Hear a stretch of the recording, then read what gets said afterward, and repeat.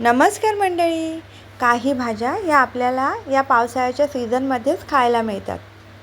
त्यातलीच एक मला आवडणारी भाजी म्हणजे ही घोसाळ्याची भाजी. तर हे घोसाळे हे एवढ्याच साईजचेच असतात आणि हे हे पण ह्या सीझनमध्ये पावसाळ्याच्या सीझनमध्येच ही भाजी खायला मिळते. आमच्या गावी तरी घराच्या समोर असे मांडव केलेले असतात आणि त्या मांडवामध्ये ह्याचं बी पेरलेलं असतात आणि ते वेली ह्याच्या खूप छान वाढलेले असतात. त्याला खूप सारे घोसाळे लागलेले असतात. तर ही भाजी बनवण्यासाठी इथे मी थोडीशी चणा डाळ घेतलेली आहे, वाटप करून घेतले. वाटपामध्ये थोडेसे भाजलेले शेंगदाणे घेतले आहेत, ओलं खोबरं घेतलं आहे, जिरं घेतले, आलं लसूण घेतले आणि कोथिंबीर घेतली.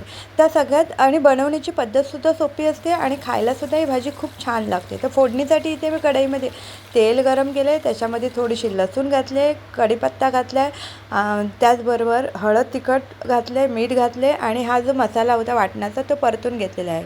काही भाज्या ह्या आपण ज्या अशा ओल्या भाज्या करतो त्याच्यासाठी थोडंसं वाटप घातलं तर त्या वाटपाचं वरतीसुद्धा भाज्या खूप छान बनतात आणि साध्या सिंपल केलेल्या भाज्या तर चवीला पण खूप छान होतात.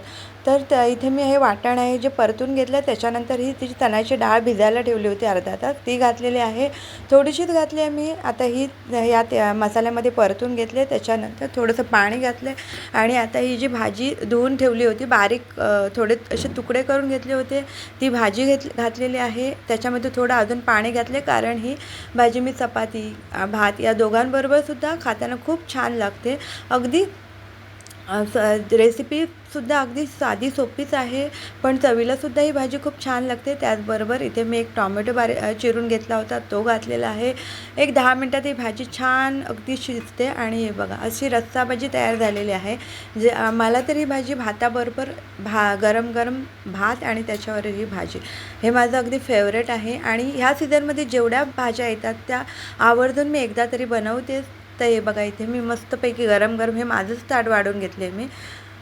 गरम गरम भात घेतला, त्याच्यावर हा गरम गरम घोसाळ्याच्या भाजीचा रस्सा मस्त एक नंबर लागतं. व्हिडिओ आवडला तर लाईक करा, चॅनलला सबस्क्राईब करा.